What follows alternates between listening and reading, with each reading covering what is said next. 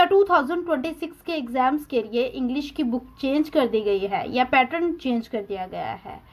इस वीडियो के अंदर मैं आप लोगों को डिटेल में बताने वाली हूँ कि ऐसा हुआ है या नहीं हुआ, और 10th क्लास इंग्लिश की pairing scheme and paper pattern बताने वाली हूँ फॉर 2026 के एग्जाम्स के लिए, एंड मोस्ट इंपॉर्टेंट चैप्टर्स बताए जाएंगे। वीडियो कंप्लीट देखिएगा।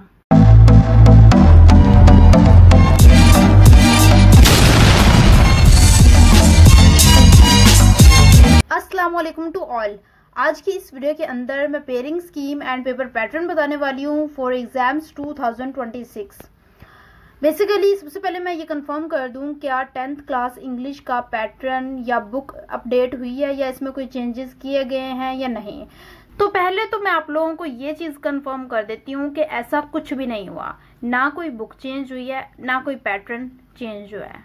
बिल्कुल सेम एज इट इज़ जैसे पिछली 10th क्लास ने पेपर्स दिए हैं, वैसे ही अब जो न्यू स्टूडेंट्स जो 9th क्लास के स्टूडेंट्स थे जो अब 10th क्लास में हो चुके हैं, उन्होंने भी यही पैटर्न फॉलो करना है। इस वीडियो के अंदर मैं आपको पैटर्न बताने वाली हूँ और डिटेल में पेयरिंग स्कीम एक्सप्लेन करने वाली हूँ फॉर 2026 के एग्जाम्स के लिए।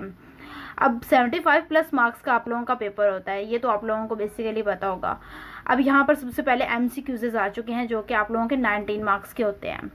अब आप लोगों को यहाँ पर डिटेल में बताया गया है question 1, question 2, question 3 and question 4। Question 1 में फॉर्म ऑफ वर्ब्स होती हैं जिसके 5 मार्क्स होते हैं। देन क्वेश्चन 2 में करेक्ट स्पेलिंग्स होते हैं जिसके 4 मार्क्स होते हैं। देन क्वेश्चन नंबर 3 में करेक्ट मीनिंग्स होते हैं जिसके 5 मार्क्स होते हैं। देन क्वेश्चन नंबर 4 में ग्रामर होती है और उसके 5 मार्क्स होते हैं। आपको जो होता है ना, हर पार्ट के अंदर जो है ना करेक्ट चीज़ें सिलेक्ट करनी होती हैं, जैसे correct form of verb, correct spellings, correct meanings and correct grammar, and इनके आपके जो टोटल मार्क्स बनते हैं वो 19 बनते हैं। देन हम चलते हैं हमारे सब्जेक्टिव की तरफ। सब्जेक्टिव में आपके पास पहले सेक्शन 1 आता है क्वेश्चन आंसर्स का। इसमें आपको पेपर के अंदर 8 क्वेश्चंस गिवन होते हैं और आपको 5 अटेम्प्ट करने होते हैं और आपको इसके 10 मार्क्स मिलते हैं। क्वेश्चन नंबर 2 के अंदर इंपॉर्टेंट चैप्टर्स यहाँ पर मेंशन है, जस्ट आपने यही चैप्टर्स प्रिपेयर करने हैं अपने क्वेश्चन एंड आंसर्स के लिए। इन्हीं में से आपके क्वेश्चंस जो है वो कंप्लीट हो जाएंगे। इंपॉर्टेंट चैप्टर्स मैंने आप लोगों को यहाँ पर बता दिए हैं। हम चलते हैं हमारे क्वेश्चन नंबर 3 की तरफ। क्वेश्चन नंबर 3 से हमारा सेक्शन 2 स्टार्ट हो चुका है, जहां पर हमें ट्रांसलेशन करनी है या सिंपल इंग्लिश करनी है। ये सेक्शन 2 है, इसके अंदर आपको और भी क्वेश्चंस नजर आएंगे। यहाँ पर क्वेश्चन नंबर 3 है जिसमें यहाँ पर इंपॉर्टेंट चैप्टर्स मेंशन है। ये चैप्टर आपकी ट्रांसलेशन के लिए है और सिंपल इंग्लिश के लिए है।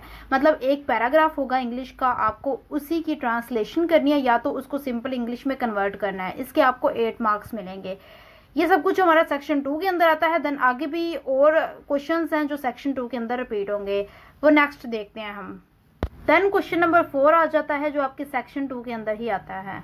यहाँ पर आपको समरी करनी होती है या तो स्टांजा करना होता है।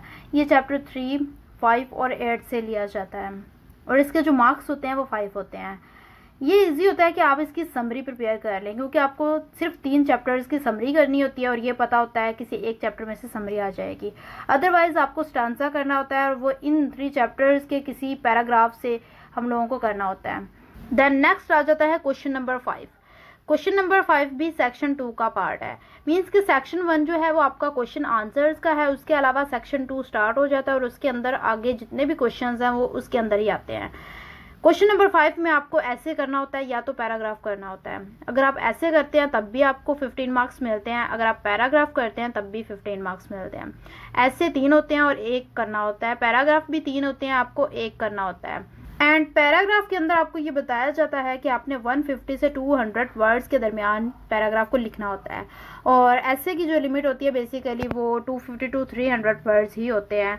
और आपको स्कूल्स में बताया जाता है कि आपको ऐसे जो है वो कितने वर्ड्स का लिखना होता है। Then question number 6 and question number 7।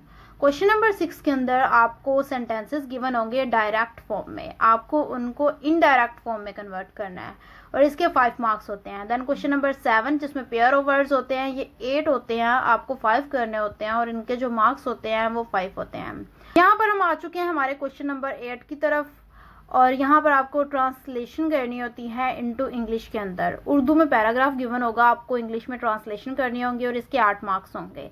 यहाँ पर 2026 की pairing scheme and paper pattern हमने डिटेल में देख लिया है और इससे आप लोगों के 75 प्लस मार्क्स इजीली कवर हो जाएंगे अगर आप इस तरीके से अपने पेपर को मैनेज करेंगे।